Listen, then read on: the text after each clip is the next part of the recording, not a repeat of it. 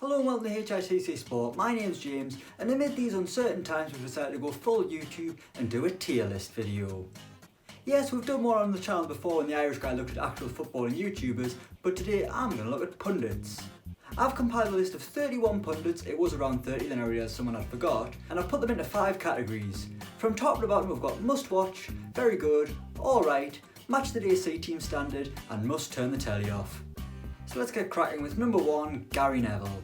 For me, Gary Neville is the absolute goat of football punditry right now. He's transformed Monday Night Football into a programme you just have to watch. Even if you're not bothered about the match, you want to watch the chit chat when Gary Neville's on. He's passionate, he holds people to account, he analyses the finer details of the game, and he's not too biased. Yes, he gets a lot more riled up when he's talking about Man United, but he doesn't just sit there and lick in their arse like, other pundits do. So yeah, for me, Gary Neville's going straight in at the top, must watch. Robbie Savage. If we'd done this video a few years ago, Robbie Savage would have been in the bottom pile, but for me, he's alright nowadays. He's mellowed out a bit. He doesn't just say things to get a reaction, he actually has a little bit of insight. He's no better than alright. In 606 he can get a little bit annoying because he just has morons on, but then again I don't think that's really his decision. But yeah, he's got a lot better than he was when he first burst onto the scenes, so he's going in alright. JERMAINE JENAS. He's on bloody everything, and he's damn annoying. I think he only gets on things because he's played for a variety of different teams, but it's not, Spurs was the biggest club he played for, but it's not like he was brilliant for them. I think he's just quite articulate and analyses things, which is why he gets a gig. Apparently Match of the Day have lined him up as the Gary Lineker replacement. Nah, not for me, I'd rather they got Dion Dublin off Homes Under the Hammer and gave him the gig. He's not the future of the BBC, and he's going straight in the Match of the Day C team standard. Danny Murphy. Murphy's joining him there, he's no better. Did you know he's actually very good friends with Steven Gerrard? Because it's all he bloody talks about. He's so drab and annoying, it's like he's trying to become the second coming of Mark Lawrenson. I can't stand watching Danny Murphy, and there's a reason he's only on Match of the Day when there's rubbish games, so he's going in the Match of the Day C team standard. Jamie Carragher. Alongside Gary Neville, he's fantastic, but he's just not as good as the former Man United right back. I just think he loves a laugh too much. Everything's got to be a joke with him, or he's looking to have little arguments with people. He is very good, so he's going in the second top tier category, but he's not the best. Graham Souness. He's just a grumpy old bloke, isn't he? He's always livid. Credit to Graham Souness, the way he can blame Paul Pogba for literally anything is quite astounding. He's got an old-fashioned approach to the game which kind of takes away from some of the points he says, but he's alright, yeah, he's going in alright. Glenn Hoddle. I'll hold my hands up, I quite like Glenn Hoddle. I don't think he's as bad as he's made out to be. I think his issue is he's always doing the England games, and they can often be quite drab affairs, so when he's on commentary people just get sick of him rabbiting on about nothing, because there's nothing else to talk about. But when he's talking about attacking players the likes of Dele Alli or Jack Grealish, he's got a lot of insight in those sort of areas, and he can be quite interesting.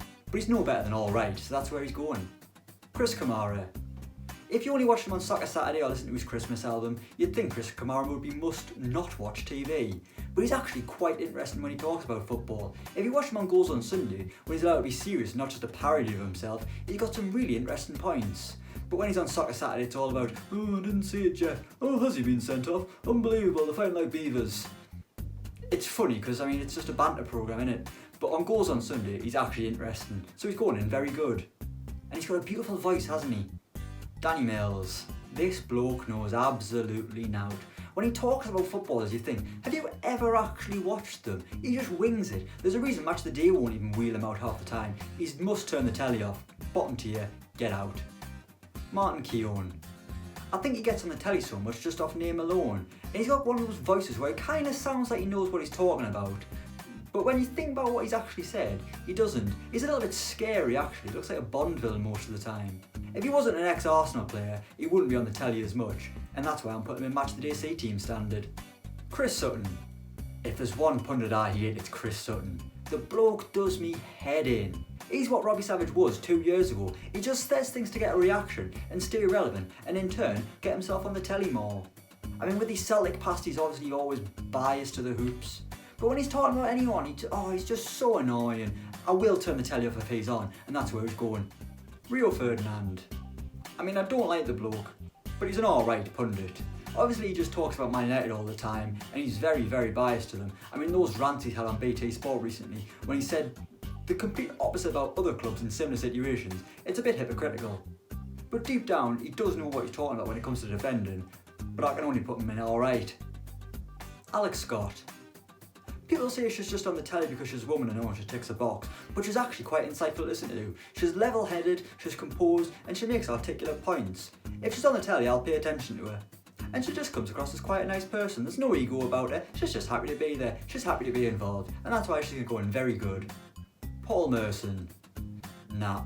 So annoying, and he just gets away with it. Oh, it's funny because he can't say names properly. In fact, I'm going to put all the Soccer Saturday lads in on this. Phil Thompson, Charlie Nicholas, you're also going and turn the telly off. I haven't even included Matt Letizia in this, I don't know why I forgot him, but let's forget about him. Those three are terrible. But Soccer Saturday is just a bit of a boys club now. It's the same tired old faces every week, unless there's only championship games on because they only know how to talk about the Premier League. And they just haven't got a clue. It's very like a Brexitean style of football. Oh, they should appoint the English manager, don't appoint the foreign one. He hasn't got a clue. Oh, so annoying. There's a reason I barely watch Soccer Saturday anymore. I'd rather watch Final Score. And even that's not great, depends who they've got on. Ian Wright. He's just a nice bloke, isn't he? He's a laugh, he enjoys himself, and you can tell he actually cares about footballers. He talks about some of them on a personal level, which gives good insight, rather than just the blasé points. I mean, he was a little bit annoying when he was on I'm Celebrity Get Me Out of Here, and I'm glad he didn't win, but as a pundit, he's very good. So yeah, let's get him in that second top tier. Alan Shearer. He's just the boss, isn't he? He's the main man on the BBC. When he's talking, you listen. He'd bloody grab you by the scruff of the throat and make you listen. And the thing is, he knows he's the main man. I mean, no matter who's playing, he'll be wheeled out. I mean, who do you play for? Southampton, Blackburn and Newcastle.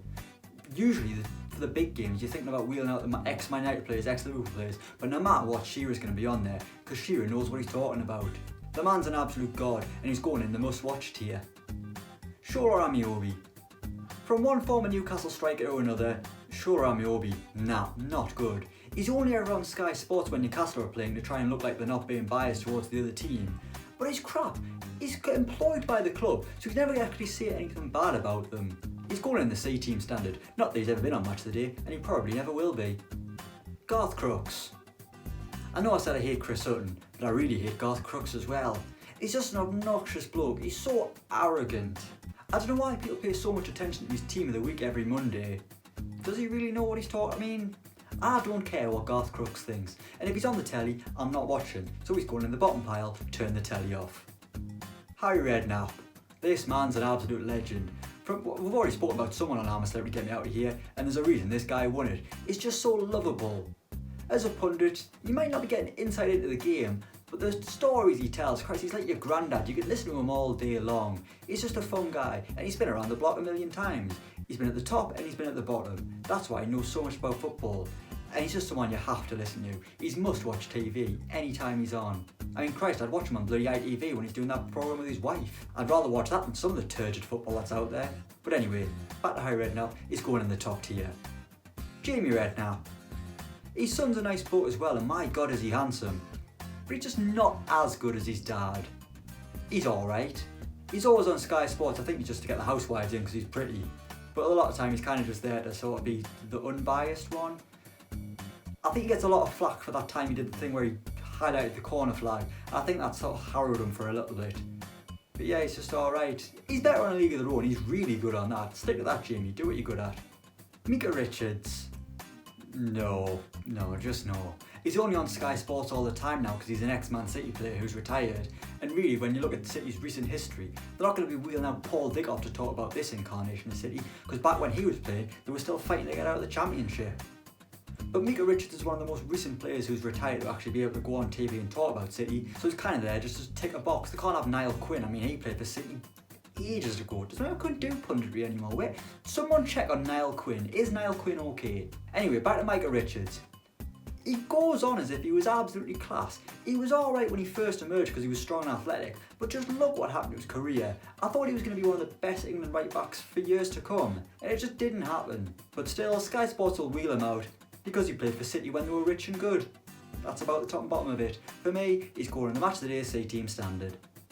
Roy Keane. For me, Roy Keane is must-watch TV. Whether you agree with him or you don't, a lot of people don't agree with him. You're captivated by what he says. I think it's because he's got eyes of a killer. Sometimes you think, if someone doesn't agree with him, is he gonna fight with them? And that's why I pay my money to watch the television. I want to see Roy Keane have a fight with someone. but he's got a no-nonsense approach and he's a little bit more modern than Graeme SOUNESS, so that's why for me, Roy Keane is must-watch TV. And I wouldn't say anything else because otherwise he might come round to my house and strangle me. Chris Boyd. Nah, crap. Scottish football gets a bad rap, and there's a reason why when the pundits are saying things like Chris Boyd does. The way he spoke about Lee Griffiths was absolutely appalling. I can't believe he's still allowed on the television. Chris Boyd, I will turn the television off if you are on it. Goodbye.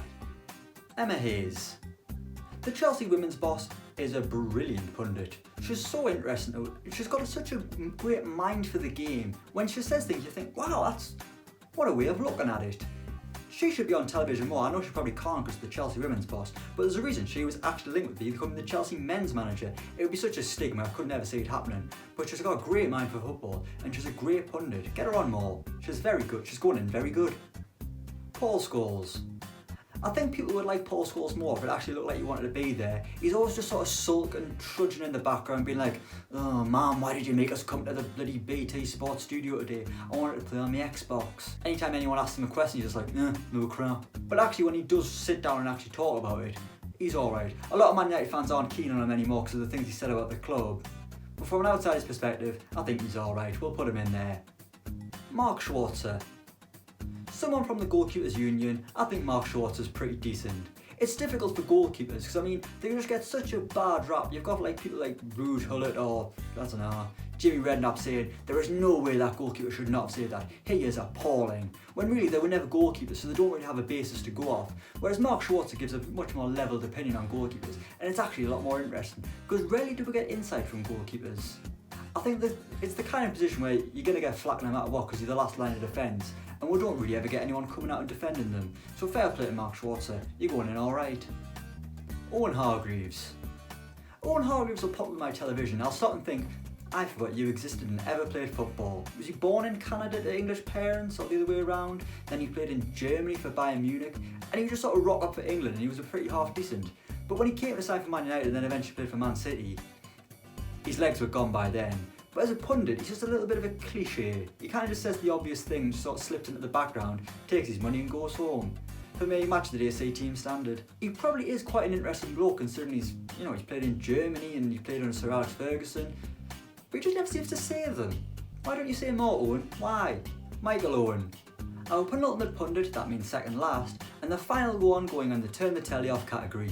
He's just so annoying, isn't he? I mean, the other week when Liverpool played Atletico Madrid and got knocked out of the Champions League, he was saying that Atletico will never have played a team like Liverpool. I mean, they play Real Madrid and Barcelona twice every season, plus any times they play in the Cup. I think they've played someone like Liverpool before.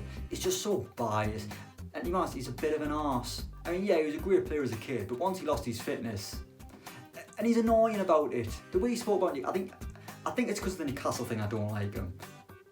But that's not my problem. You go in the bottom category, Michael. Screw you. And finally, Peter Crouch. I don't think there's anyone on this planet who doesn't love Peter Crouch right now. And he's had an interesting career. He played for big clubs like Liverpool and Tottenham. He played in a Champions League final. But then he's also been further down the footballing ladder. Burnley, Stoke, as a kid he was at Villa. He's an interesting guy. And he's not one of those pundits that only knows about the top clubs. And he's funny, he's got a lot of tales, he's podcast sensational, which might slightly skew my opinion on him. But I do love Peter Crouch, and that's why he's going in the must watch category. So there we have it, that is the tier list complete. 31 pundits rated and slated into 5 different categories for no reason whatsoever. Have I missed any pundits out? Let me know in the comments below. Do you disagree with what I've said? Let me know in the comments below. Is there any other tier lists you'd like to see in the coming weeks but we've got nothing else to do with our lives? Let me know in the comments below. As the uncertainty continues, we will strive to make things entertaining for you when you're stuck in your house. So keep tuning in to HITC Sport, and as always, don't forget to like, share and subscribe, and you can follow me on Twitter at HITC James. But until next time, keep washing your hands.